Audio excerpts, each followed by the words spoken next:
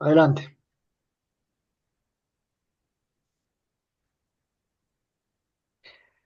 Bueno, buenas tardes para todos y para todas.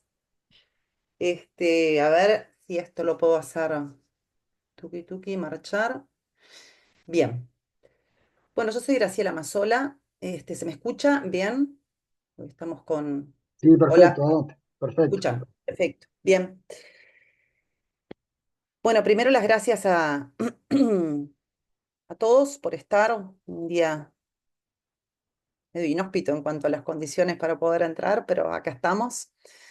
Este, mm, Vamos a presentar un Ateneo, como dice ahí, cirugía en situaciones excepcionales. Ya después vamos a ir viendo a medida que vayamos avanzando. Es un poco diferente cómo lo vamos a ir planteando para ver el paciente que nos va a acompañar hoy. En primer lugar, quiero agradecer al doctor Alejandro López, que está con nosotros, es médico intensivista, es el jefe del servicio de medicina intensiva del hospital que presenta hoy, que es el Hospital de las Piedras. Y al doctor Fernando Eguerot, que es el anestesiólogo que compartió conmigo este caso en particular. También una mención especial a Ariel Gacel, que es el médico intensivista que recibe al paciente en esta primera instancia. Bueno, este paciente lo recibimos en el Hospital de Las Piedras. Las Piedras es una ciudad que está ubicada en Canelones, como vemos allí en el mapa, como para topografiar un poco.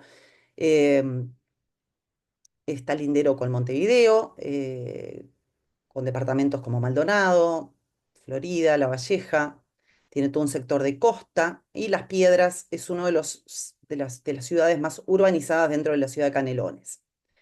Pertenece a lo que se conoce en Uruguay como el área metropolitana de Montevideo, por el lugar que ocupa. Tiene una población aproximada de unos 72.000 habitantes y el hospital es un hospital de tercer nivel que recibe aproximadamente unas 160 consultas. Es de urgencia pediátrica y urgencia de adultos. En cuanto a los adultos, son 160 consultas aproximadas por día, de las cuales se triallan entre 10 y 15% como pacientes graves. Desde el punto de vista locativo, tiene un sector de reanimación, un sector de emergencia de adultos, que es el que vemos hacia nosotros, el sector de emergencia pediátrica. Tiene 6 boxes, 6 camas de internación prehospitalaria, digamos, y 8 sillones de observación. Un área de ginecología, un área de traumatología, que son consultorios, un área de pequeña cirugía. Y lo que nosotros tenemos es este sector de reanimación, que no es un showroom, es gemelo con un homónimo que está exactamente enfrente, ¿no? Son dos sectores de reanimación, pero no es showroom. Eh, ah, Bien. Fernando Guerot, permiso. A ver si. Ahí está. Este es el sector de pediatría que decíamos recién. Y bueno, en este hospital entonces recibimos este paciente hace aproximadamente un año, un paciente de sexo masculino de 23 años, extraído por una unidad de emergencia móvil a las 14:30. El motivo de consulta es un accidente de tránsito, conductor de moto sin casco choca contra auto. Del balance tiene un traumatismo de cráneo, una herida de cuero cabelludo con un escaso sangrado, lesiones en ambos miembros inferiores y un hematoma de hemitórax izquierdo. El Glasgow es de 3, viene ventilado en el prehospitalario, le realizan la intubación orotraqueal, pupilas midriáticas, MAP conservado asimétrico izquierda. Se le realizan 2 vías venosas periféricas, suero fisiológico 500, una ampolla de transamina. Bueno, allí vemos la distribución un poco de las lesiones. La herida posterior del cuero cabelludo era una herida grande, pero sangraba poco y tenía varias heridas en región malar, supraciliar en cara, un gran hematoma en el hemitórax izquierdo y varias erosiones en miembros inferiores, como vemos allí. Perdón. Bien, entonces, si vamos al balance primario, tenemos paciente que no tiene sangrados externos exsanguinantes, ¿verdad? Tenía esos sangrados en cara y cuero cabelludo, pero no exsanguinantes. Ventilado con collarete cervical, el MAP conservado bilateralmente y asimétrico izquierda, saturando, ventilado 89%. Una frecuencia cardíaca de 100 con una PA de 160 y un índice de shock de 1. Bien. Una herida cortante en Acá cabelludo, te una pide herida la palabra, cortante en cara. Graciela, te pide la palabra Daniel Sánchez. Capaz que Sí, quiere que le claro. aclares algo. Sí, claro. Sí, Sí, sí, Daniel. Graciela. MAV, ¿qué es la sigla MAV? Perdón. Murmullo alveolo vesicular, perdón. La auscultación pleuropulmonar estaba presente bilateral, la auscultación, pero era asimétrica izquierda. Ajá, saltaba alterada del lado izquierdo. Sí, sí, sí, sí, sí, bien Perfecto. Vale, asimétrica a izquierda. Ventilado y aún ventilado estaba saturando 89 vale, vale. en la Gracias. emergencia. Bien, una herida cortante de cuero cabelludo, como habíamos mencionado antes, herida cortante en cara, erosiones en hemitórax derecho tenía también, pero tenía un gran hematoma en la base del hemitórax izquierdo, con erosiones en miembros inferiores, pero sin síndrome fracturario. ¿Tá? Entonces, la primera pregunta que nos hacemos con este paciente es, ¿necesita imágenes? ¿Va directamente a Block? ¿O hay que hacer alguna intervención más en el shock room? Bueno, muy bien, Graciela, gracias por el caso que nos compartís. Ya tenemos el pedido de participación de varios participantes, de varios integrantes de la sala. Adelante, Pablo Caviglia. Sí, como abordaje con respecto a imágenes está relativamente estable el paciente en el sentido que tiene un índice de shock de 1. Completaría la valoración con un IFAST. No sé si ustedes tienen en Sí. en el shock room. Ujú. Capaz que debemos de aclarar al resto que no tenemos, tenemos salas de reanimación en general acá en Uruguay. Sí, Shock room creo que por definición implica tener en cuenta instrumental y quirúrgico que, por ejemplo, nos permita una toracotomía, ese tipo de cosas. No sé, Fernando, tú hiciste un intento en el clínicas. Sí, en Este, clínicas hay una caja de toracotomía de emergencia. Va, por lo Puede menos ser que había. sea una excepción, pero el resto de los hospitales son salas de reanimación.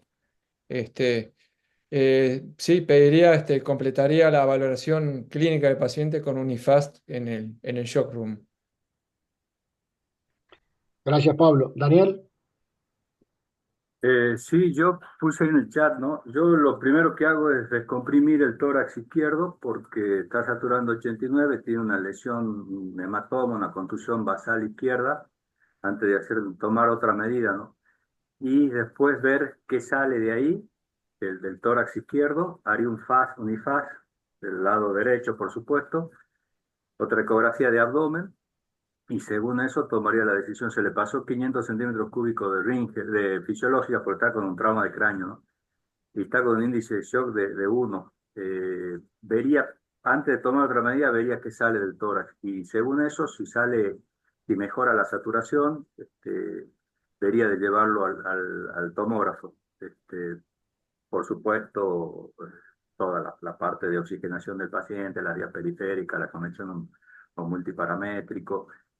Haría un electrocardiograma por el lugar de la lesión que tiene también. Y de ahí pararía un poquito y vería qué pasa con el tubo y le pasaría 500 más de fisiológico, yo creo. perfecto, perfecto. Gracias, Daniel. Andrea, A mí me están preocupando algunas cosas, entre ellas que describió que tiene midriasis bilateral y está intubado. Por lo tanto, me hace sospechar que lo intubaron sin una secuencia de intubación rápida o sin drogas, porque si le hubieran dado drogas, en general están mióticos, no midriáticos. Entonces estoy pensando en qué pasa en el cráneo con este paciente. Tiene una escala de coma de Glasgow de 3 y está intubado. Y no lo aclaraste, Graciela, pero por mi libre interpretación, supongo que lo intubaron sin necesidad de drogas. Por lo tanto, es un TEC grave. Una de las cosas que más tenemos que, obviamente, que pensar en un TEC grave es que lo que necesitamos es perfusión cerebral fuera de todo el resto y tratar de no hacer más daño en ese cerebro. Y por lo tanto, coincido con ustedes que en cuanto a la oxigenación estamos en problemas. Pareciera que la parte hemodinámica no tanto. Estamos en problemas, pero antes de cualquier otra medida, como llega del prehospitalario entubado, lo primero que yo haría es ver qué pasa con ese tubo que le pusieron, que le colocaron. Porque en general en el prehospitalario uno, como sabe que el paciente se va a morir, se va a mover, perdón, se me chispoteó otra idea. Como sabe que el paciente se va a mover y el traqueteo del traslado y todo lo demás, a veces el tubo se mueve, puede ser que esté mal posicionado el tubo, entonces primero me fijaría que el tubo esté bien posicionado. Si el tubo está bien posicionado y seguimos con esa falta de entrada de aire en la izquierda, obviamente coincido con todos, le pondría un tubo. Pero me preocupan me preocupa esa midriasis bilateral, ¿no? Obviamente de hacer imágenes haría una PANTAC directamente. Perfecto. Muchas gracias, Andrea. Guillermo. Hola a todos. Bueno, sí, coincido con lo que habían mencionado anteriormente con respecto a chequear todo, ¿no es cierto? Con paciente que viene con cierta asistencia prehospitalaria, chequear la A, la B, la C. Y eso lo podemos hacer, por supuesto, con la clínica, como estaba mencionando recién Andrea, y también con el auxilio del IFAS. El IFAS extendido nos permite ver en el cuello con el traductor de partes blandas si el tubo está en el esófago o está en la tráquea. Y, por supuesto, en el tórax, descartar acá una de las principales cuestiones, que no tenga un neumotórax, ¿no? Del lado izquierdo, porque el paciente tenía un fuerte impacto en esa zona, fue intubado con una ventilación positiva y después la saturación baja. Entonces ahí mantendría un bajo umbral para colocar un drenaje pleural y por supuesto después ver el abdomen, el resto del IFAS. Si de pronto el paciente se mantiene con estos signos vitales y se resuelve que no haya, se descarta que no haya neumotoras, creo que el siguiente paso sería una tomografía del cuerpo entero por la cinemática de la lesión. Muchas gracias. Gracias, Guillermo. Carlos Pilasi. Hey, hola. Sí, de acuerdo con todo lo que dijeron. Creo que una cosa rápida de hacer que hacemos normalmente, generalmente a los anglosajones les gustan mucho las siglas, la mnemotecnia, y encuentro que está buena para estas cosas. Cuando te llega un paciente intubado, DOPE, D-O-P-E, DOPE, que es desplazamiento del tubo, obstrucción, neumotórax, atención o problemas con el equipo. Porque este paciente tenemos, la prioridad acá es la oxigenación y la perfusión cerebral. Entonces un paciente con 89, con un TEC grave, intentaría hacer algo por ese lado antes de moverme del shock room. Y lo primero que quería es descomprimir el tórax porque es rápido, porque ya tiene una lesión en el lado izquierdo. No sé si la lesión soplaba, le tapamos 3 vías. Si es que no sopla, asumimos entonces que tiene un neumotórax hipertensivo y lo drenamos. Y después haría el IFAST, obviamente, y si es que está la opción, una cosa que podemos hacer también es medir con el eco, medir la vaina del nervio óptico, porque si está alterada, también es una cosa que podemos hacer, que es un signo indirecto de hipertensión endocrinal, podemos también pasarle ya suero hipertónico, que podría servir en un paciente que probablemente va a requerir cirugía antes de ir al TAC. Eso. Gracias, Carlos. Excelente aporte. Maxi Pitarelli. Sí, buenas tardes. ¿Cómo andas? Yo lo mismo, si hubiera eco, resolvería ahí el problema de ventilación pulmonar izquierda. Puede ser que tenga un neumotórax o puede ser una contusión y no haga falta un tubo, ¿no? Si yo no tengo posibilidad de evaluarlo ahí rápidamente, pondría el tubo, pero si lo puedo evaluar, eso tengo entendido que no es una herida abierta, un tórax abierto, por lo que entendí, sino una estigma externa, una escoriación, ¿no? Un hematoma. Por lo tanto, podría ser una contusión del lado de adentro. Y evaluado eso, que sería el B, el A ya tenemos una vía aérea segura, en teoría, controlar que esté bien puesto, el B lo evaluaría y miraría el tomógrafo para ver el tema cerebral. Gracias, Maxi. Bueno, creo que hay acuerdo general, Graciela. Evaluación entonces de la colocación del tubo, si no se ha movilizado, si no está muy metido a derecha, por qué ventila el menos izquierda, si eso no es así, drenaje del tórax. y tomografía computarizada total, ¿verdad? Obviamente incluyendo cráneo. Eh, Evaluación con IFAS por el medio. Creo que tenés una panorámica global de actuación para estos primeros Sí, minutos. Contame entonces, ¿cómo actuaron? sí, yo acá voy a hacer la primera salvedad. Em, se hizo un FAS, que se hizo un FAS de abdomen nada más, que fue negativo. Yo hablé con, este paciente no lo recibí yo, no tomo contacto en esta instancia. Este fue momento de otro colega. Entonces, entre la historia clínica y el otro colega me comentó que un FAS negativo y de ahí medicina decide hacerle el TAC. Y digo, ¿por qué medicina? Y aclaro, porque el hospital, que obvié y debí decirlo al principio, no tiene tomógrafo eh, adentro, hay que sacarlo. Es aproximadamente 7, 10 cuadras, es la institución privada la que tiene el tomógrafo, pero hay que sacar al paciente de la institución. Lo sacaron a hacer una tomografía, un body con un FAS negativo. ¿Mm? A ver si te entendí bien, pero no se drenó el tórax, lo sacaron 7 10 cuadras No, con no, esa asimetría en la ventilación. porque, claro, y por eso aclaro y resalto desde ya las complicaciones y las diferencias que tenemos para el trabajo de equipo, ¿verdad? Yo no voy a hacer demasiadas consideraciones al respecto, yo no era la cirujana en ese momento, pero el paciente se fue a hacer una tomografía. Bien. Creo que está Daniel, Daniel. Daniel levantó la mano. Haciendo una pregunta, ¿tienen neurocirujano de guardia presencial? No, No tienen. ¿Y cirujano general de guardia presencial? sí. Porque en este paciente, si pensamos una lesión craneal por cómo llegó, por supuesto, pero si no tenemos neurocirujano, hacerle el ATAC en el hospital, yo no sé si se nos demora un poco el traslado, ¿no? Si no le vamos a poder resolver el problema ahí desde el punto de vista neuroquirúrgico. Por ahí no sé si hacerle la tomografía ahí. Yo lo derivaría a un centro, si se puede, por supuesto, de mayor complejidad, donde se cuente con apoyo neuroquirúrgico y ahí terminar de completar los estudios. Antes, por supuesto, yo insisto en el tubo de tórax, antes de cualquier Voy derivación. a, voy a comentarte que el hospital del sanatorio donde los llevaron sí tiene neurocirujano. Los llevaron, le hicieron la TAC y lo devolvieron. Dale, dale. Gracias. Bueno, se está complicando esto. Andrea, Sí, sí. Y claro, porque ahora se me cambió la idea. Yo te había dicho que primero revisaba el tubo y después le hacía una Pantac, pero viendo que no tenés tomografía en el lugar, la Pantac diríamos como que no la pensaría en este periodo del paciente. En este periodo trataría de manejarme con ecografía un poquito más que un FAS, un IFAS, poder, si uno tiene experiencia de ver el nervio óptico que nos mencionó recién Carlos es excelente, la posibilidad para poder ir manejando la hipertensión endocraniana, previamente al traslado a una tomografía.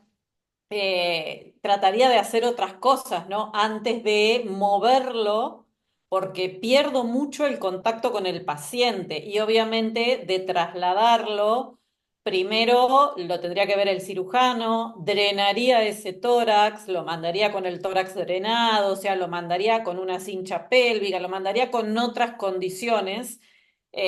Por ahí el TAC no es que no se lo pediría, sino que antes completaría un poquito más el paciente, ¿no? exacto. Gracias, Andrea. Carlos, Pilasi.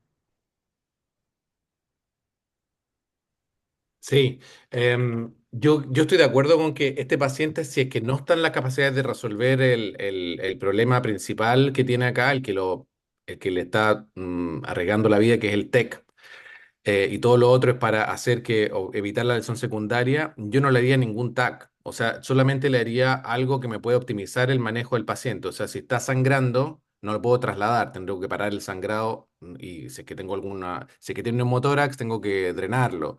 Y lo que pueda hacer ahí, o sea, con una sospecha de fractura de pelvis por el mecanismo, yo le pondría también una cincha pélvica y por una sospecha de hipertensión endocrinal a un paciente con un TEC, le pondría nomás suero hipertónico, porque sabemos que no sirve si es que no lo vas a operar después, pero bueno, acá con el riesgo de no saber, algo puede ayudar. Buenas vías venosas, ver para mí el tubo traqueal también lo revisaría, o sea, para que el paciente se vaya en las mejores condiciones. Lo trasladaría, porque creo que hacer un TAC ahí, si no puedo resolver la información que me va a dar el TAC, creo que no es solo perder el tiempo. Entonces yo lo mandaría sin TAC, que le hagan el TAC y resuelvan en el lugar donde tienen la capacidad resolutiva completa. Perfecto, gracias Carlos. Doctor Alejandro López.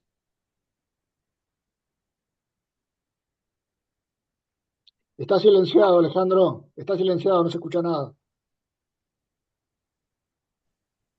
Perdón, ahora sí. Sí, ahora sí. Buenas tardes a todos. La primera vez que participo en estas reuniones, agradezco la invitación de Graciela. Tampoco Bienvenido. viví el paciente de entrada, pero hay ciertas cosas que uno debe conocer para opinar con un poco más comprendiendo la situación en la que trabajamos en este centro terciario. El paciente fue un mega trauma de cráneo, como plantea ahí Graciela. A nivel de pelvis ni siquiera tenía estigmas de trauma. El tubo estaba bien posicionado. La saturación mejoró cuando se conectó al respirador. Si bien nunca llegó a ser excelente de entrada, mejoró la saturación al conectarse. La ventilación era de ambos hemitórax. Se le hizo el ecofaz y si bien no se describió la parte pulmonar, se vio en la parte pulmonar que no tenía en el principio neumotórax o este era mínimo y lo que tenía era una ocupación de líquido en la cavidad pleural izquierda. Y el tomógrafo, hay cirujanos las 24 horas, y Graciela es uno de ellos y están ahí presentes y lo valoran desde el primer momento y utilizan el ecógrafo que lo compartimos, lo vienen a buscar con nosotros y cuando eso pasa el intensivista generalmente acompaña a valorar esto. No recuerdo el caso particular, si Ariel está presente capaz que lo puede decir porque fuera el que estaba en el momento. Y el tomógrafo está a 7 cuadras, que es muchas veces, y las ambulancias están enfrente, que muchas veces es los desplazamientos a veces menores que los que tenemos en otros centros, en los cuales tenemos que coordinar en forma a veces no tan rápido como se puede conseguir una tomografía. Y el lugar donde se hace la tomografía sí cuenta con neurocirujano y convenio para resolver si se planteara algo que hubiera que resolver en ese momento. Una vez que se le pasa la carga de volumen en puerta, enseguidita se estabiliza la hemodinamia y queda con 140-80 y con una saturación de 98%. Pará, Por el cual pará. no, un poco defendiendo, yo sé que lo vas a plantear ahora, pero para que entiendan que el paciente vino con un gran trauma de cráneo y un trauma de tórax. Era básicamente eso lo que tenía. Y apenas erosiones en las partes distales de los miembros. Y que es la realidad con la que cuenta todo nuestro sistema de salud, que en todo el sistema de ACE hay solo un centro de referencia neuroquirúrgico que es el Maciel y después el Hospital Universitario que es el Clínicas, y a los cuales hay que hacer la consulta previo a la derivación. No es derivación instantánea, generalmente lleva bastante tiempo derivarlos ahí. Por eso muchas veces no hacemos lo mejor, lo realmente indicado para un paciente en nivel internacional, sino lo mejor para cada paciente en particular, que es tratar de estabilizarlo, poder progresar un poco en el diagnóstico y derivarlo al centro útil adecuado cuando las circunstancias lo permitan. No sé si eso les complica más un poco el panorama del paciente o trae un poco de luz sobre la realidad que vivimos, lo que trabajamos en el área metropolitana y en la mayoría de los hospitales que están en la zona de influencia de Montevideo. Gracias. Gracias, Alejandro. Ahora después hacemos alguna consideración en base a también a estos aportes que hiciste. Daniel, Y, sí, el paciente aparentemente mejoró con infusión de fisiológico, pero ya 140 depresiones, mucho, si el paciente tiene un trauma craneal con una contusión o un hematoma, que aumenta, subir la presión por arriba de 120 en el trauma de cráneo no es lo ideal. Y si tiene líquido dentro del pulmón, por mínimo que sea, tiene un neumotórax, que seguramente debe tener neumo, y trasladar al paciente, por lo menos va a estar fuera del hospital entre 30 y 40 minutos, intubado, que yo sospecho que tiene neumotórax asociado y colocar y tener un paciente intubado con un posible neumotórax, la posibilidad de hipertensivo es bastante alta. Nosotros tenemos el tomógrafo de 120 metros y todo paciente con lesión torácica lo llevamos por la posibilidad de un posible neumotórax hipertensivo. Aparte, el eco no cuantifica bien la cantidad de líquido dentro del tórax y podemos tener poco, gran volumen o mediano volumen. Entonces yo pondría el tubo y ver qué sale. Si me sale 500 centímetros, si me sale 1 litro, ahí la conducta me cambia totalmente, a pesar de que esté con presiones elevadas. Pero yo no subiría mucho tampoco la presión por el riesgo de una segunda hemorragia intracraneal. Y coincido con Carlos por la cinemática del trauma de este paciente, hasta que no descartemos lesiones pélvicas o cervicales, ni sacaría el collar y le pondría la cincha pélvica, porque puede tener la lesión en el componente posterior de la pelvis, no en el componente anterior. Entonces no tiene estigmas de lesiones anteriores, pero por la cinemática puede tener una luxación sacrocoxígea o sacroilíaca atrás, ¿no?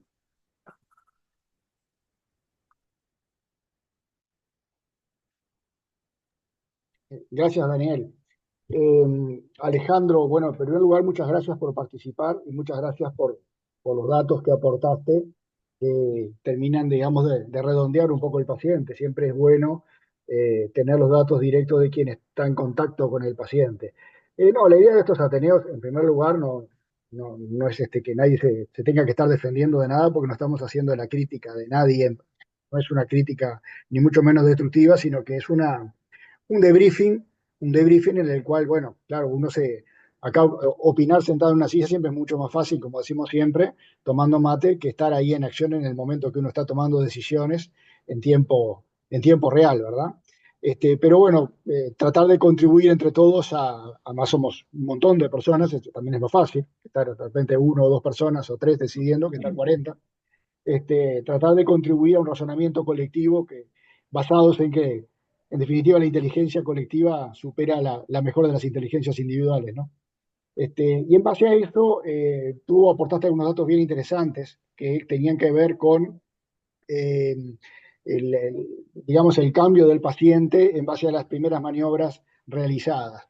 Sin embargo, yo coincido con lo que dijo Pilasi, con lo que dijo Daniel Sánchez, con lo que dijo Andrea Potes. En primer lugar, que como tú bien lo destacaste, el Hospital de las Piedras, y todos lo sabemos, no tiene tomógrafo.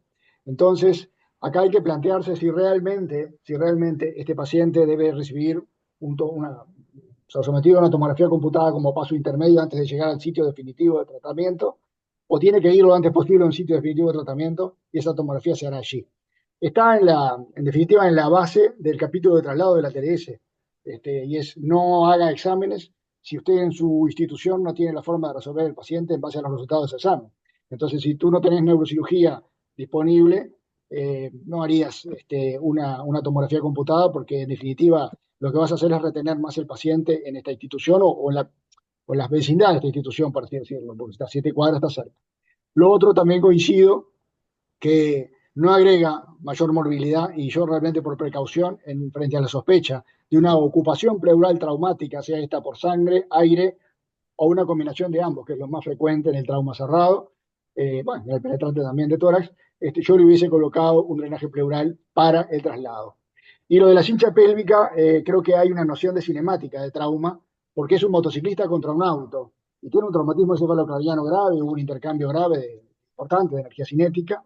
Entonces, realmente la morbilidad de una cincha pélvica versus que es nula prácticamente, versus la posibilidad de que en el camino, ahora que está repuesto, si tuviese una fractura posterior se llegue a chocar, creo que sí, que este paciente, para ser trasladado a un centro de cuidados definitivos, tal vez se hubiese beneficiado de la colocación de una cincha pélvica si hubiese tenido algo, ¿no? Porque no tiene nada en la pelvis. Pero en realidad coincido que el drenaje pleural, como problema de la B que apareció allí, parece ser una maniobra que, desde mi punto de vista y coincidiendo con los colegas anteriores, debió haberse efectuado por seguridad para el enfermo. Sí, Alejandro, adelante. Totalmente de acuerdo. Yo no lo viví el paciente, lo viví el segundo día junto con Graciela. y no es ni por defender ni por atacar. Cuento un poco la realidad y estoy totalmente de acuerdo que el drenaje pleural debería haber sido la primera maniobra, en este caso, 100% de acuerdo. Y con todo lo que pusieron ustedes, lo que único que hice fue reflejarles un poco la realidad asistencial de nuestro medio y que no es fácil trasladarlo al centro definitivo, y tú lo sabes bien como jefe de la emergencia de clínica que fuiste durante mucho tiempo, que es muy difícil coordinar con el neurocirujano que lo reciba y que lo reciba en forma inmediata y en forma efectiva. Nada más que fue un dejo de la realidad de traerlos y como le digo, totalmente de acuerdo, sobre todo con el tubo de tórax, 100%. Nosotros hacemos vaina del nervio óptico. En este caso no se realizó porque se priorizaron otras cosas, pero la podríamos haber hecho y es un muy buen dato. Mismo cuando hay un trauma de cara también se puede medir realmente el tamaño pupilar con el eco, así que es una de las cosas que deberíamos incorporar en nuestro diario leccionario y me parece muy bueno que lo planteen. Pero totalmente de acuerdo con todo lo planteado. Gracias y disculpen, no es la idea frenar nada. No, al contrario. Gracias, Alejandro. Seguimos adelante, Graciela. Vamos por el TAC. Eh, jajaja.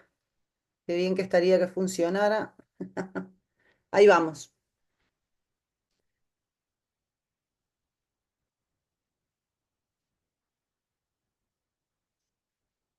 Se va a hacer un poco extenso porque sumamos todas las imágenes.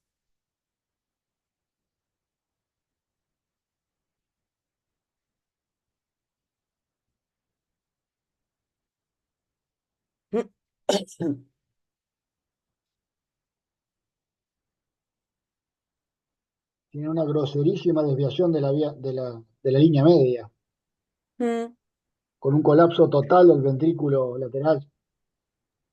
Contusión Sí, hemorrágica. Horrible. sí. Siempre se puede hacer la interconsulta telefónica con las imágenes, con el neurocirujano. Eso sí lo tenemos, los centros que no tenemos NeuroQ presencial, ¿no? ¿Qué fue lo que se hizo? ¿Mm?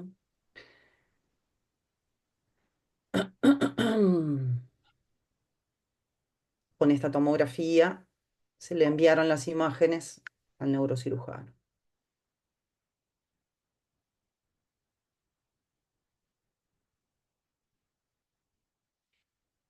Como verán, fue al tomógrafo sin el drenaje pleural. Y sin sonda nasogástrica.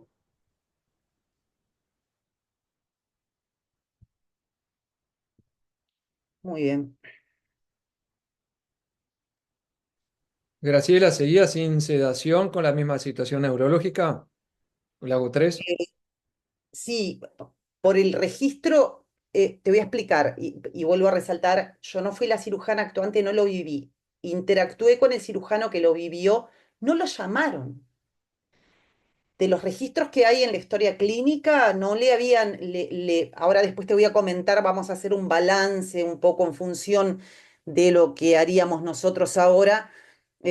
Vamos a hacer un balance de las instancias terapéuticas, pero no hay registro de que se lo hubiera hecho ninguna otra, no. La respuesta sería no a tu pregunta. Pero fue difícil recolectar, recoger los datos. Acá te pregunta Andrea Pote si no hay ventana pulmonar.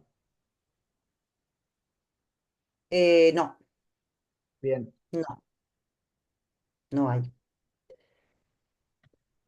Bueno, no Bueno, sé si que ¿tenés, avance. tenés la opinión Sí, del neurocirujano? sí. El neurocirujano dice que este paciente no tiene sanción quirúrgica. Andrea.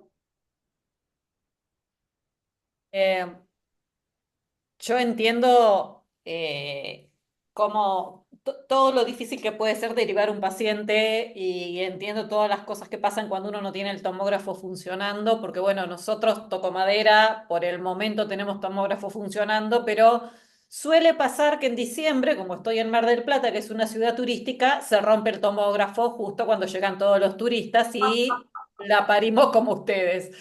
Este, Así que entiendo cuál es la situación, eh, pero la verdad es que cuando uno tiene un paciente a donde el trauma de cráneo es lo primero que nos llamó la atención, o por lo menos lo primero que me llamó a mí la atención, si no tengo el tomógrafo, antes de pedirle la tomografía le pido la derivación. En realidad, más que pedir no sé cómo se maneja el sistema en Uruguay. Nosotros tenemos que pedir las vías de pedido son distintas. Por un lado se piden las derivaciones, por otro lado se piden los estudios, y de hecho van a distintos lugares. Entonces, les digo cómo haría yo en mi hospital. Yo le pediría directamente la derivación porque estoy sospechando que este paciente algo tiene y obviamente ya se los había dicho con el tubo de tórax. Y lo que no llegué a ver es si esta tomografía era con contraste o sin contraste. Era con contraste. Bien, perfecto. Porque se me terminó esperaba la ventana pulmonar y se me fue. Y la segunda cosa es, hay un protocolo en mi hospital, al menos, en el cual todo paciente que está intubado se le pone un control de PIC. Por eso me llama la atención lo que lo que les está diciendo el neurocirujano. Por un lado, se le pone control de PIC a este tipo de pacientes porque tiene una desviación de la línea media importante, tiene compresión del ventrículo, tiene sangre externa. Y de hecho, este paciente, yo no soy neurocirujana, pero yo creo que este paciente lo descomprimirían en mi hospital, los neurocirujanos. No sé, les vuelvo a repetir, no soy neurocirujana, pero es como que me parece que es para descomprimir. Hay manos levantadas, pero quiero un segundito. No, Eh, sí, adelante. sí, no, que quiero aclarar, se traslada esas 7 cuadras a la institución privada de Las Piedras.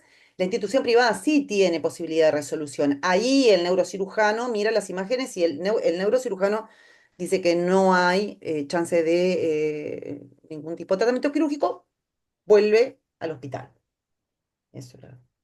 Bien. Pero si el centro ese lo hubiera podido resolver si hubiera tenido una patología Y explica por qué, tenés una explicación de por qué Bueno, no, no sé, Fer, eso, no, está. viste que está como escrito en la historia, que se habla con fulano y tal, pero yo todavía no lo vi el paciente. Bueno, Carlos, Pilasi. Sí, es que eso es lo que me interesaba saber, por qué no tiene indicación porque le parece que es muy grave y está fuera del alcance neuroquirúrgico, o porque no tiene indicación, no tiene nada que operarle. Porque a mí me parece, yo le vi cosas, no sé, yo tampoco, pero bueno, no sé, como uno ve esto todos los días, más o menos a mí me pareció que el paciente sí tenía como un subdural izquierdo pequeño, tenía una hemorragia subaractoidea, tenía edema, tenía depresión de la línea media. Cosas que, no sé, algo a lo mejor se podría hacer. Eh, entonces, no sé, a menos que a ellos les parezca que esto es una cosa catastrófica y que está fuera del alcance, que bueno, por ese lado entonces ya, vamos a paliativos y es otra historia. Pero no entiendo muy bien el- o sea, la razón del por qué no. No mm, explica la razón, Carlos, porque en la historia no escribe el neurocirujano. Se escribe que se habla con el Y que dice neurocirujano no. ¿Y por y qué que no y sabemos? dice no, el por qué, Pero lamentablemente, tampoco dicen no y que a paliativos. No, tampoco. no tiene indicación de tratamiento Perdón, Graciela, quirúrgico y de Graciela, aislamiento. ¿puedo decir una cosa?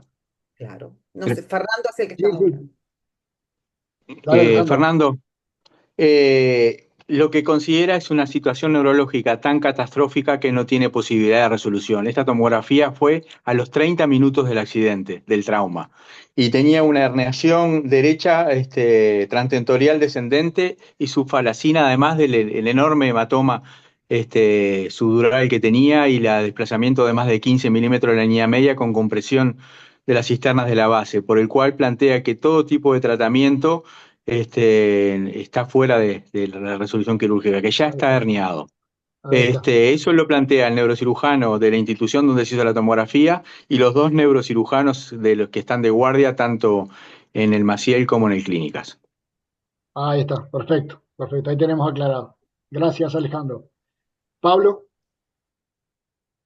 Si es así, entonces el motivo del no intervenir quirúrgicamente desde el punto de vista neuroquirúrgico del paciente, lo estamos transformando en una situación irreversible y en un cuidado del paciente con una evolución hacia, o diagnóstico. Tenemos que preocuparnos ahora de la muerte encefálica y los cuidados del mismo como paciente donante, porque, perdonen que sea tan drástico, pero si es irreversible la parte neuroquirúrgica, ya su vida va a estar limitada a los otros órganos y al mantenimiento de los mismos y al conocimiento. Este, y bueno, y en nuestro medio no tenemos que conocer los cuidados como médicos de emergencia, médicos generales, de los pacientes con muerte encefálica y conocer también el diagnóstico de la misma, para después, en un segundo tiempo, llamar a lo que era antiguamente el Banco Nacional de Órganos. Exacto, Pablo, entraste en el objetivo del Ateneo de hoy, que es justamente un paciente muerte encefálica. Ahora empieza el Ateneo. Daniel, Sí, justo iba a opinar más o menos algo lo que dijo Pablo, ¿no? Este paciente, a ver, mi hospital lo operan independientemente, ¿no? De eso por varios motivos. Primero, para preservarlo como donante, porque dejar un paciente enclavado, la posibilidad de extender ese proceso previo a la donación se acorta muchísimo. Si uno lo abre, lo desplaqueta, le pone un sensor de PIC, impide que el paciente haga fallos de los centros respiratorio y cardiológico y cardíaco y se nos vaya como donante, eso por un lado. Por otro lado, primero, para pensar que el paciente tiene muerte encefálica hay que hacer las pruebas para detectar y diagnosticar la muerte encefálica. Solo con la TAC no es el único método. Tenemos que hacer electroencefalograma, todos los reflejos oculares que existen para realmente descartar y decir este paciente no es potencialmente donante. No vi bien todavía, no terminé de ver bien el abdomen, no sé si había algo roto, si tenía vaso, solo era cráneo. Yo conservaría, si el paciente realmente se lo descarta para una intervención quirúrgica, yo creo que la haría igual, lo desplaquetaría, conservaría de esa manera la función cerebral para impedir un daño más agudo con respecto a la conservación de órganos, ¿no? gracias, Daniel. Ariel, Gacel, adelante. Bueno, buenas tardes. Ahí quería marcar una diferencia con Daniel Sánchez, con respecto al tema de los cuidados del donante. Estamos todos de acuerdo que este paciente camina para ahí. Y justamente una de las cosas que tiene que fallar para que alguien se convierta en donante y entre en muerte encefálica es el centro respiratorio. Y una descompresión lo puede llegar a evitar. Nos ha pasado más de una vez pacientes descomprimidos porque en su momento lo tuvieron indicado como parte de la terapéutica. Después empeoran, se deterioran, pero no se llegan a enclavar nunca y se mueren de otra cosa porque justamente no entran en muerte encefálica, porque no falla el centro respiratorio. Entonces, en eso voy a marcar una diferencia. Yo creo que no habría que descomprimirlo ahora que sabemos que no es candidato a curarse, por así decirlo. Gracias, Daniel, Ariel, gracias, Ariel. Maxi Titarelli, Sí, totalmente. Ahí opino igual que Ariel. Yo creo que en el tema de la ablación, nosotros hacemos nuestras propias ablaciones en el hospital de urgencias. Hay una unidad de procuración propia y en el trauma cerrado a veces llegan a muerte encefálica y lo que es trauma de cráneo abierto, herida de fuego, por ejemplo, en este momento tenemos un potencial donante para hacer en asistolia, porque no llegan a hacer la muerte cerebral, ¿no? Entonces uno tiene que ir a hacer la donación en asistolia, que en Argentina se empezó a hacer hace muy pocos años, pero justamente persiste el flujo cerebral. Entonces por ahí hay que actuar rápidamente, pero en el trauma cerrado es como que la muerte encefálica llega más rápida y es más fácil llegar a ese diagnóstico. gracias, Maxi. Sí, Daniel. Y por ahí no se me entendió. Si yo no lo desplaqueto al paciente, estoy de acuerdo con Ariel lo del centro respiratorio, pero empieza a fallar una serie de elementos que hace de que al paciente lo podamos mantener más tiempo en situación de donante. el paciente me falla el centro, el centro, ¿cómo se llama? El centro cardiológico, no me sale el nombre. Y ya a ese paciente le empezamos a meter droga, empezamos con noradrenalina, empezamos con cualquier vasopresor, ya empezamos a descartar órganos. Se nos descarta, por ejemplo, el corazón. Para mantener la función empezamos, la función renal o la presión arterial, empezamos con más drogas vasoactivas, se nos perjudica el riñón, se nos perjudica el hígado. Entonces, la idea de la descompresión es tratar de mantener una hemodinamia regulada por el cerebro dentro de los valores normales para evitar el uso de drogas vasoactivas que terminan perjudicando la posible función y la posible donación de los otros órganos. Nosotros también acá hacemos ablaciones y tenemos por lo menos esa conducta, no sé si estará equivocado o no, pero por parte de la unidad de terapia intensiva se maneja más o menos de esa forma en la preservación de los órganos. Gracias, Daniel. Acá está Ariel Gacel como intensivista, también está Robert Barce, y voy a aprovechar para preguntarles cómo se manejan acá en el departamento de emergencia en relación con la utilización o no de drogas vasopresoras y la capacidad de los donantes de seguir siendo donantes en un compromiso hemodinámico, digamos, sostenido. ¿Cómo es el manejo de ustedes acá, Ariel, Robert?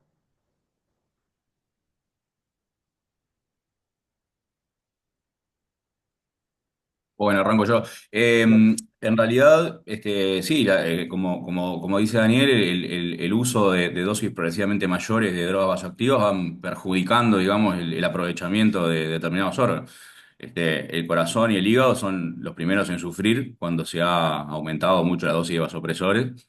Entonces, tratamos de hacer un manejo hemodinámico, lo más posible basado en mantener la volemia, evitando o tratando la diabetes insípida que aparece en la evolución, por ejemplo, que produce una gran hipovolemia y demás. Y bueno, y tratando de apurar todo lo que se pueda el proceso desde el diagnóstico hasta la ablación, porque sí, es cierto, a medida que vas teniendo que aumentar las dosis, te vas quedando sin órganos y al final, con suerte, solo podés llegar a aprovechar los riñones algunas veces. Nos ha pasado más de una vez. Perfecto, gracias. Hola, buenas tardes para todos. Hola, Robert. Muchas gracias, profe, por la invitación. Bueno, de acuerdo con todo lo que decía Ariel, y además, este paciente es un paciente gravísimo. O sea, ya el paciente que va con este trauma, con esta incuria encefálica aguda grave, que va a evolucionar a muerte encefálica, es un paciente más grave aún por el trauma sobreagregado que tiene, el trauma de tórax, ¿no?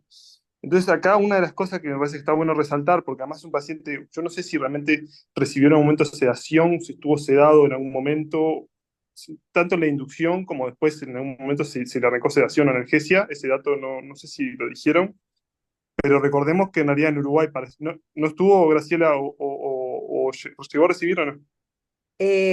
Nosotros tratamos de revisar la historia, digo, mirar la historia clínica, pero viste que desde el punto de vista quirúrgico, nosotros nos limitan, no había registro.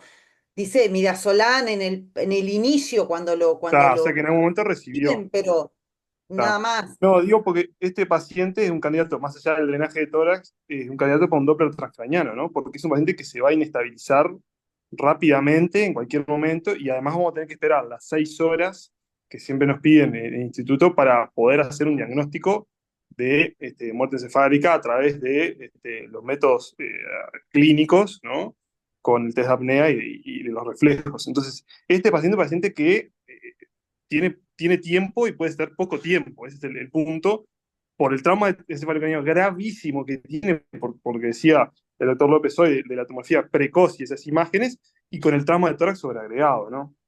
Entonces es un paciente que ya descartó el neurocirujano, que nosotros, lo que decían hoy de Argentina, en Uruguay también somos donantes, salvo expresión negativa, y que se puede inestabilizar aún más en cualquier momento. Entonces ahí el Doppler transcraniano me parece que fue un rol fundamental. Nosotros incluso en la emergencia se puede hacer, este paciente seguramente se podría haber visto, por ecografía directo, visualizar, por ejemplo, la línea media o lesiones ocupantes de espacio groseras se pueden ver, ¿no? O sea que esa sospecha incluso se podía haber tenido con el eco. Pero bueno, en fin, obviamente hay que hacer la tomografía, pero resaltar eso, el rol del Doppler transcraniano por el tiempo que vamos a tener que esperar para poder hacer el diagnóstico.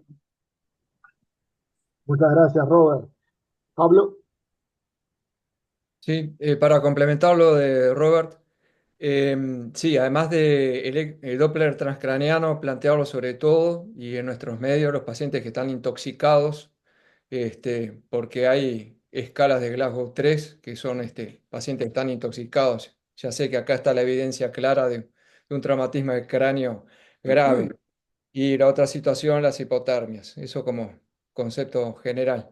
Pero el Doppler sí, adelanta la situación, pero nunca he visto antes de las 6 horas poder hacer ablación multiorgánica de un paciente por motivos incluso administrativos.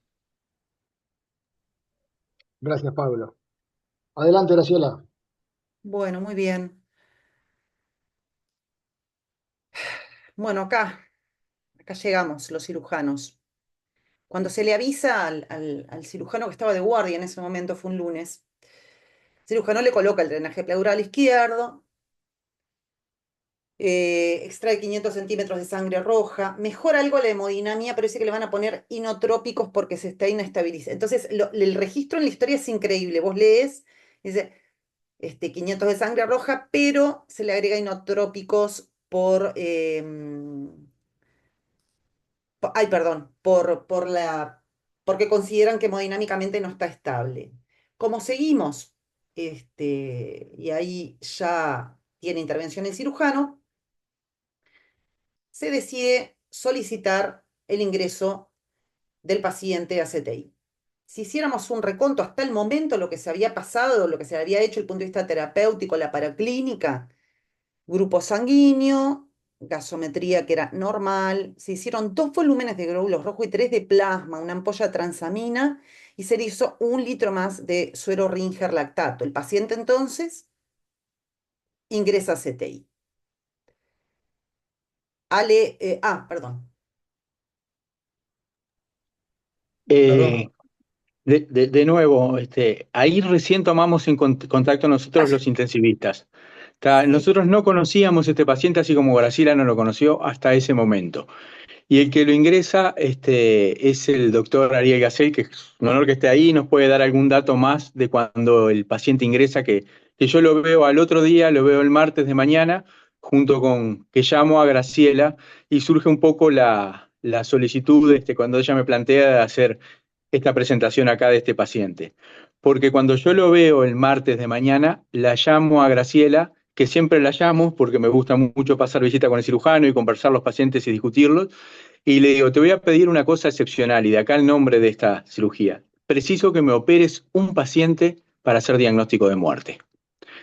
Siempre lo llamamos para que me dé una mano para salvar a los pacientes, pero precisábamos hacer diagnóstico de muerte. Pasá la siguiente, Graciela, pasámela, la siguiente. ¿Me No, permitís, Diapositiva. Alejandro, que está perdón. Pablo Caviglia con la mano levantada? Perdón, sí. No, tenía una pregunta general. ¿El diagnóstico y mantenimiento del paciente con muerte Sí. encefálica es necesario ingresarlo a un CTI? Te cuento un poco la realidad nuestra, Pablo. Viste que vos sabés bien un poco los números, que en Uruguay hay 20 donantes por año por millón, que es el mejor número de América Latina. Bastante bueno. El más alto del mundo es el de España, que es 57, como para tomar para referencia, y nosotros solamente hacemos donantes a corazón circulante, es decir, no tenemos a corazón parado donantes como comentaban previamente, allí en Argentina. De esos, o sea que hay más o menos unos 60 por año en Uruguay. De esos 60 por año, el Hospital de las Piedras no había hecho nunca una contribución a la donación de órganos hasta que se abrió el CTI. Y desde que se abrió, estamos aportando 1 o 2 por año. O sea que estamos aportando bastante. Si se puede hacer fuera del CTI, sí se puede hacer fuera del CTI. Pero si se hace en CTI con todas las cosas y las implicancias que tiene, es muchísimo mejor. Por lo menos es lo que estoy convencido, y requerís gente que absolutamente esté consustanciada con la búsqueda de donantes, la captación precoz, el sostén precoz, optimizar los tiempos y poder hacer un diagnóstico en tiempo y forma, así como las comunicaciones.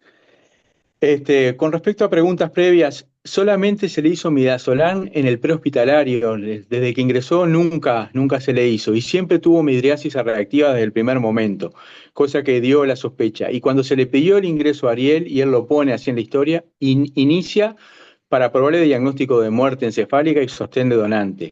Que Fernando Rodríguez el año pasado y después Fernando Machado participaron en las capacitaciones del hospital que estamos haciendo. Fernando Rodríguez como la parte de sostén de donante y Machado con la parte de politraumatizado, porque es fundamental que el primero que toma contacto con estos pacientes empiece a pensar en que hay muchas más que una vida en juego ahí, que hay muchas más que vienen después. Por eso era lo interesante de esto, y como decía, le pedimos ayuda a Graciela para que nos permita hacer diagnóstico de muerte, porque para hacer diagnóstico de muerte encefálica se precisa una serie de precondiciones, y una de ellas es la estabilidad respiratoria y hemodinámica. Pásame la siguiente, Graciela, por favor. Ya. En la segunda mitad del siglo XX cambiamos el concepto, y yo sé que todos lo manejan, pero no viene mal repasarlo, de que el concepto de muerte basada solo en elementos circulatorios pasó a la muerte encefálica como principal forma de hacer diagnóstico, y es irreversible las funciones neurológicas de los hemisferios cerebrales y tronco encefálico. En nuestro país nos manejamos fundamentalmente con los reflejos de tronco, por eso el electroencefalograma ni se exige ni es necesario para hacer diagnóstico de muerte encefálica. Y lo más importante es que no es solo para aportar donantes, es porque en medicina cada vez debemos tomar más en cuenta los conceptos de dignidad en la muerte, de dignidad de las familias, y si el paciente está muerto, está muerto. Y es fútil hacerle más tratamientos, hacer sostén de cosas que no debemos, e implicar en gastos a todo el sistema de salud con las implicancias que sostiene. La donación de órganos es una parte del diagnóstico de muerte encefálica, pero no es la única. Y eso es lo que queremos marcar un poco en esta diapo que ustedes manejan. Si podés la siguiente, Graciela. Acá están en nuestro país las precondiciones clínicas, estabilidad hemodinámica. Y como ahora les va a comentar un poquito Graciela, y la razón que la llamamos, es que este paciente se siguió inestabilizando hemodinámicamente y cayó la hemoglobina rápidamente, de una hemoglobina completamente normal a 6 de hemoglobina a las 12 horas de haber ingresado. Y el tubo de tórax seguía dando sangre roja rutilante. Por eso fue que la llamamos en una etapa precoz, para que nos permitiera estabilizar la hemodinamia para poder ponerlo en condiciones de realizar un test de apnea. Debemos tratar de solucionar la parte hemodinámica, como les decía, la parte respiratoria, la estabilidad térmica, como bien manifestaron allí.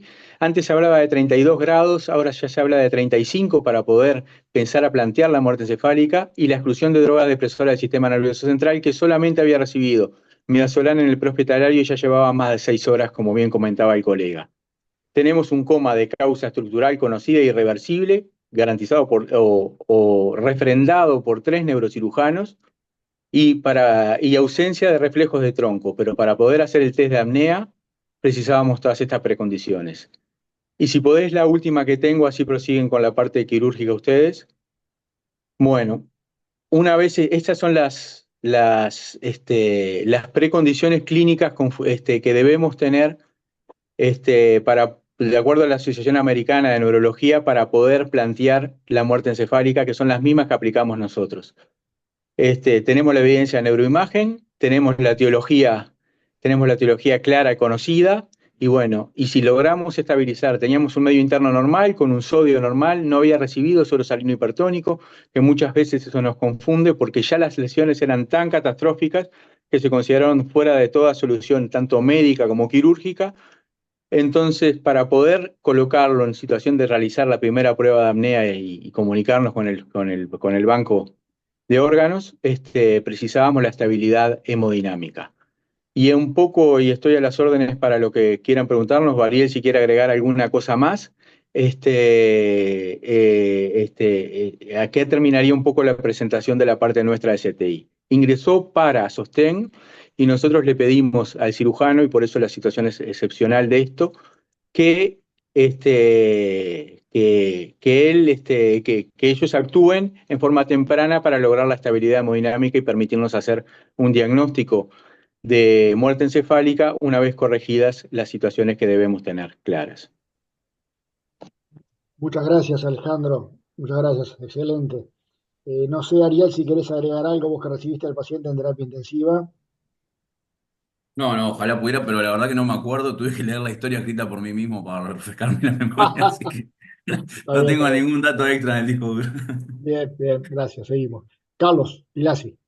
Sí, yo tenía una pregunta para Alejandro, porque necesitaban el diagnóstico, ¿no? Entonces, ¿podría haber sido a lo mejor imágenes? Repetir el TAC con contraste, hacer un angio-TAC, parecía que el problema venía el sangrado del tórax, ¿no? Es decir, que para ver lo de la estabilidad hemodinámica, a lo mejor incluso embolizarlo, ¿es algo que consideran o no? Creo que te la puedo contestar yo desde acá.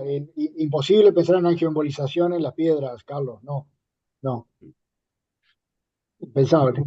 Pero imágenes para el diagnóstico, porque querían operarlo para el diagnóstico, ¿no? ¿Imágenes para el diagnóstico puede ser o tampoco? Y bueno, sería sacarlo otra vez 9 cuadras para afuera. Ah, porque tienen que salir de ahí. Ah, entiendo, entiendo, Sí, entiendo. es un poco complejo. Daniel Sánchez.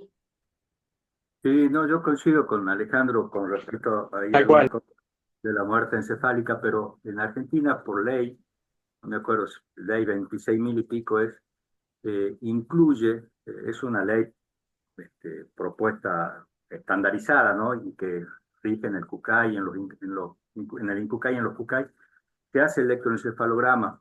Nosotros no podemos hacer donación si no tenemos hecho un electroencefalograma. Por ahí no es necesario, pero acá por ley está indicado hacerlo. Y cuando yo estaba en España, hasta el año 2014, les hacíamos a todos los posibles donantes, ¿no?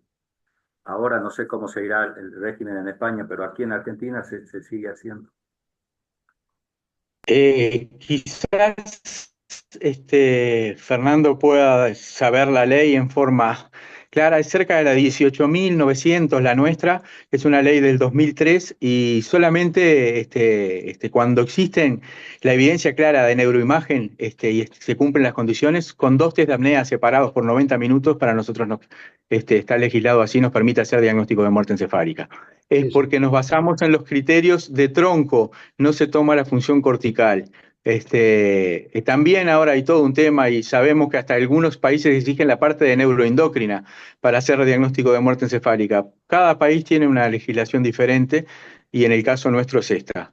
Sería bueno tener una universal para evitar este tipo de cosas y sobre todo para que la gente tenga las cosas más claras, el que está del otro lado del mostrador.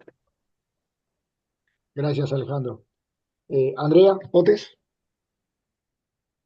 Solamente para aportar algo a la pregunta que se hizo, si es necesario que el paciente esté en terapia intensiva, y les cuento un poquitito cómo fue la evolución que pasó en Mar del Plata. Mar del Plata, mi hospital particularmente, que es el que más trauma recibe en la zona, en su momento empezamos a hacer, a tener pacientes que eran donantes.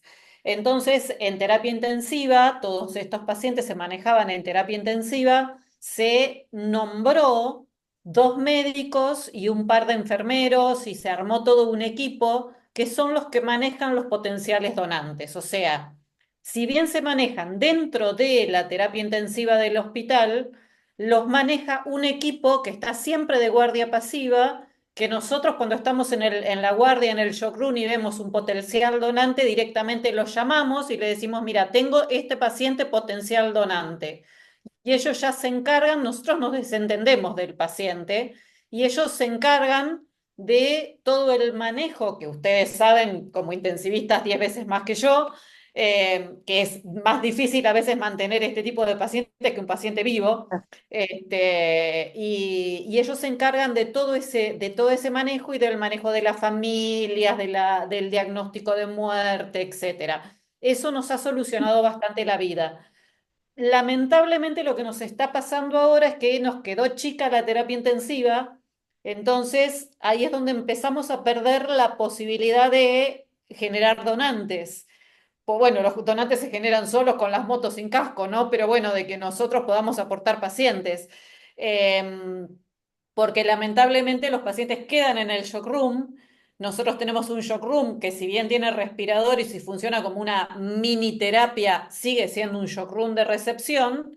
Y obviamente los pacientes adentro del shock room de la guardia, entre medio de las 30.000 urgencias que entran por día, por más equipo paralelo que tenga, termina perdiéndose el estado del paciente en algún momento y o perdemos órganos o perdemos directamente el paciente. Por eso es que la mejor solución para nosotros ha sido la terapia con un equipo aparte que se encargue de ese paciente puntual. Era un aporte de eso nada más. Excelente, muchas gracias, Andrea.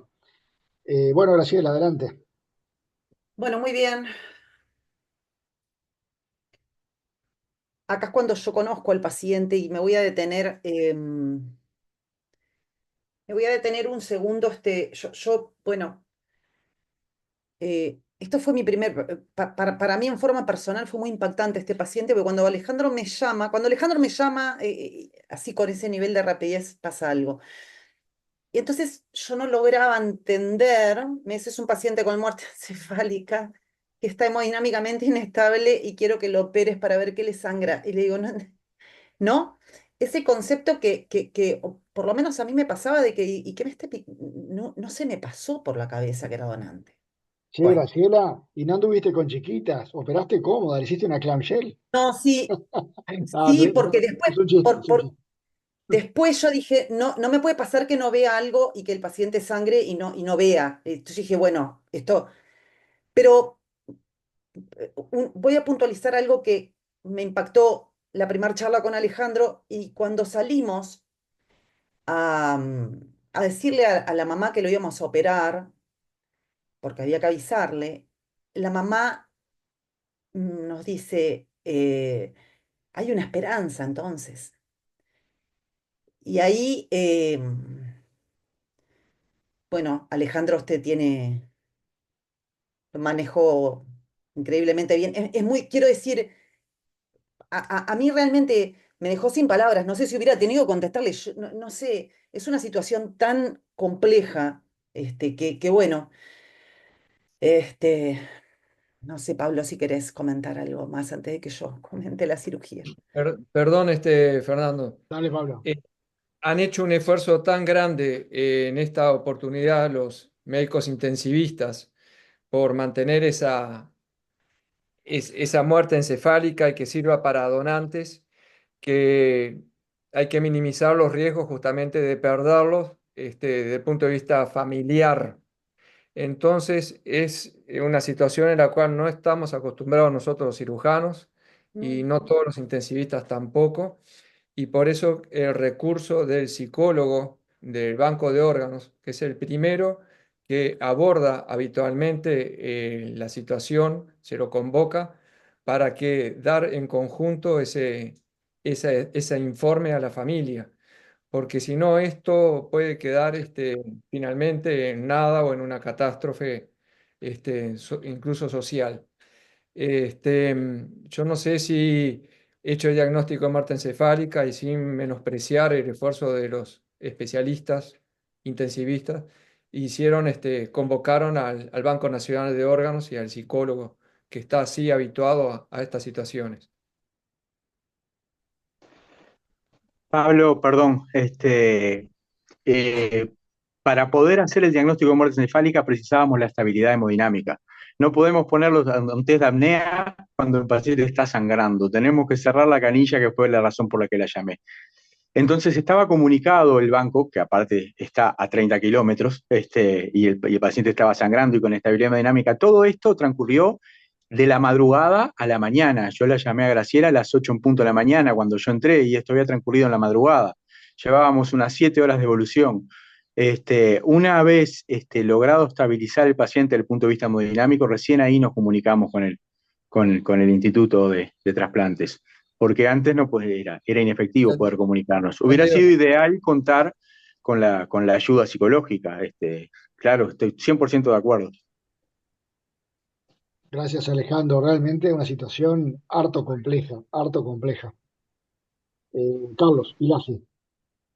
Sí, yo encuentro lo mismo, que encuentro súper complejo esto, porque acá nosotros, por ejemplo, no tenemos contacto con los pacientes para eso.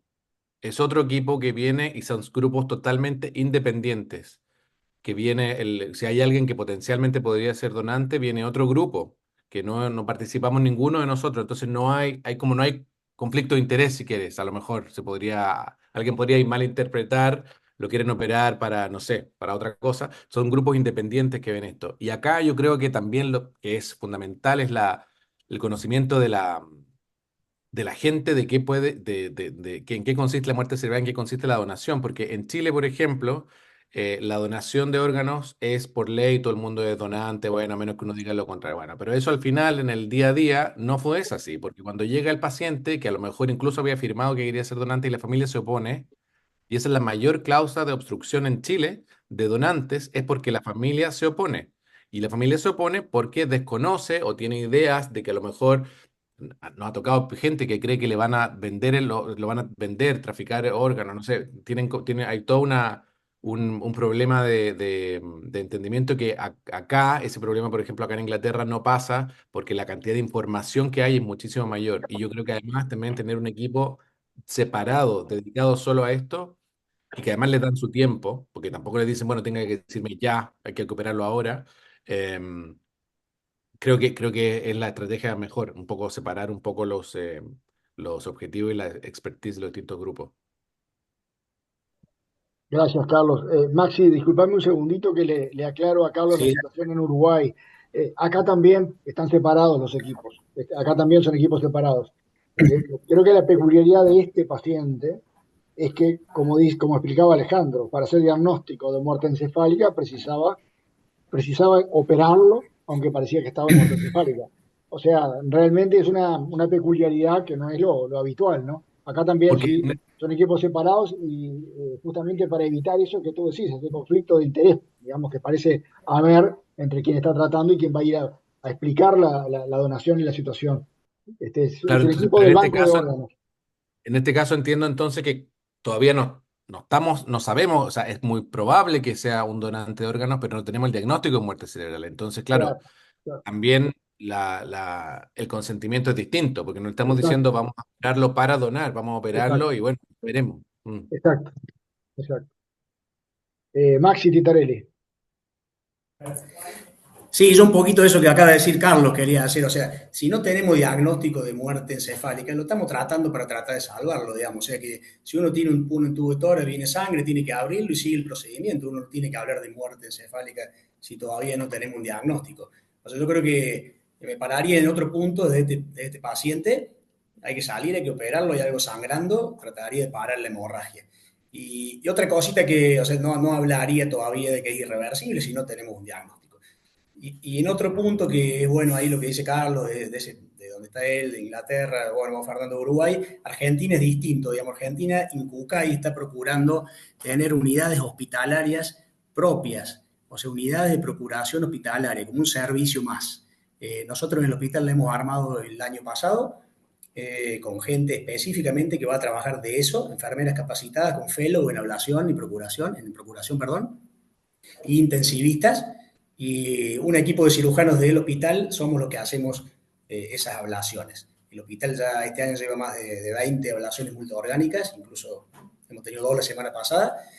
Y Incucay de Argentina procura, en los hospitales que más tienen ablaciones, hacer unidades hospitalarias propias, independientes, autónomas, que rinden directamente no a la unidad provincial, sino a Incucay nacional. O sea, está bueno esto porque la gestión están buscando diversificar y descentralizar el manejo de la procuración de órganos con lo que dicen ellos en sus devoluciones es con datos positivos, ¿no? Incluso, perdón que me extiendo un poquito más en lo que es donación en asistolia, que no había en MASTER 3, que son pacientes que no tienen muerte cerebral, que tienen flujo cerebral todavía, electroencefalograma con movimiento, de limitación de esfuerzo terapéutico, en donde se hace la ablación. En Argentina ya llevamos cerca de 40 casos en todo el país, y en ese caso, si está descomprimido el paciente, a veces no se termina de morir cerebralmente y uno tiene que ir por ese lado, ¿no? No lo hacemos con bomba, pero sí se está haciendo lo que es la ablación Maastricht 3. Gracias, Maxi. Robert, Lo que pusiste en el chat creo que es bien importante. ¿No querés explicitarlo un poco más?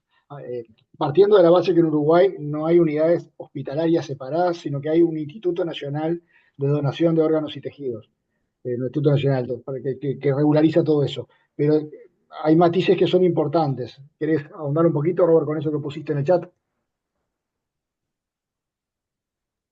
Sí, a mí me tocó trabajar más o menos un año en el instituto, como intensivista. Es un médico que está de guardia siempre 24/7 para todo el país, y es el que tiene que coordinar, es el médico coordinador de trasplante y es el que tiene que coordinar con el resto de los equipos de cirugía, como hablaban hoy, para cuando surge una potencial ablación. El diagnóstico de muerte encefálica en realidad lo tiene que hacer el médico que está de guardia con ese paciente. Generalmente se requiere la firma de dos profesionales para poder certificar la muerte encefálica. El instituto generalmente se hace presente recién con el primer test de apnea. Sin embargo, a veces, como por ejemplo podría haber sido este caso, hay dudas diagnósticas o el paciente, por ejemplo, es un decomprimido, como hablaban hoy, y puede ser dificultoso el diagnóstico, puede hacerse presente antes, por ejemplo, porque tiene un dopplerista de guardia también 24/7. O sea que también, por ejemplo, la opción del Doppler transcraniano, en la opción intermedia, donde es difícil porque está contraindicado de alguna manera hacer diagnóstico clínico o porque va a demorar y porque se puede estabilizar, también tenemos esa herramienta. Pero sí, tiene algunos matices y algunas diferencias, ¿no? Por ejemplo, el electroencefalograma no se usa en Uruguay en principio para el diagnóstico, no es necesario. Incluso, en algún momento, la neuroimagen se hizo no obligatoria porque, ¿qué pasaba? Por ejemplo, los heridos de fuego en cráneo, que son pacientes que ya se ha visto, que son los que más se chocan dentro de injurias encefálicas que van a la muerte encefálica, pasaba que el paciente tenía claramente una lesión externa evidente con un orificio de entrada, con un shock muy severo y no se podía, vamos a decir, hacer la neuroimagen. Esos pacientes también se admitía de que si se hacía el test de apnea se podían aceptar también. O sea que se ha flexibilizado y obviamente tiene matices con el resto de lo que comentaban de la región, ¿no? Muchas gracias, Robert. Bueno, adelante, Graciela, seguimos. Bueno, le hicimos la toracotomía, tenía un hemotórax aproximadamente de 2 litros, un gran hematoma en el pedículo pulmonar derecho, una lesión puntiforme, no impresionaba hacer eso, o sea, seguramente hubiera sangrado, pero le hicimos un punto transfixiante en la vena pulmonar con prolene 4 ceros. Sí, tenía un sangrado intercostal en el hemitórax izquierdo, que seguramente fuera la fuente de sangrado. Hizo hemostasis con PDS 3 ceros y se colocó un drenaje pleural. Bueno, lamentablemente el doctor Eguerot, que fue el anestesista que nos asistió con todo esto, él quería dar el enfoque de lo que es la parte anestésica con estos pacientes, pero bueno, está de guardia, ahora me escribió que tuvo que entrar a operar y una pena porque es un aporte que me parece y una perspectiva que me parece que está bien interesante. Él había estado Eh, en la reunión, se tuvo que ir, se ve. Claro, porque está con la coordinación y yo le había dicho a las 4 y le digo, no, pero es una horita, bueno, está ahí, viste que las circunstancias, bueno, me Ah, puso ahora disculpas, pero no. no, una pena porque estaba muy bueno ver la perspectiva del anestesista, ¿verdad? Bueno, por último, la verdad que a mí este paciente nunca me había pasado, algo así, me impactó desde todo punto de vista, este, desde ver ese chiquilín, ese rubiecito ventilado, eh, con ese drenaje pleural que vos no entendías por qué te estaban pidiendo que lo operaras pero esto es una apreciación personal que me voy a permitir hacerla, realizarla.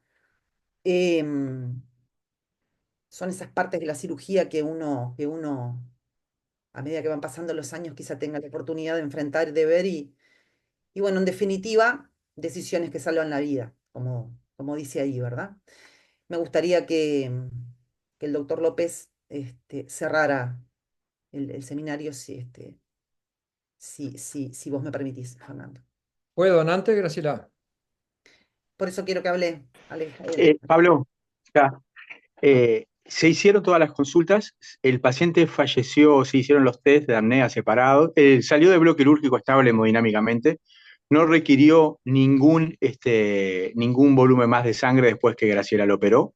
La hemodinamia se estabilizó, se le hizo un ecocardio que fue normal y terminó falleciendo a las 36 horas del trauma, que se fue cuando hicimos el segundo test de apnea. Se separaron un poco más porque había recibido una anestesia y en esa anestesia podían haber elementos confusores, por el cual esperamos las vidas medias respectivas para poder hacer los dos test de apnea y cumplir con las comunicaciones correctas, la separación, los dos médicos, toda la parte legal que eso implica y la responsabilidad que implica enfrentar desde el punto de vista ético en nuestro diario accionar este tipo de pacientes.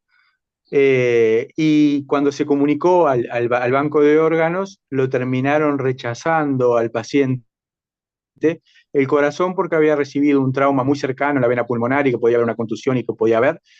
La parte del hígado y los riñones porque en el momento no se pudo procesar correctamente todo.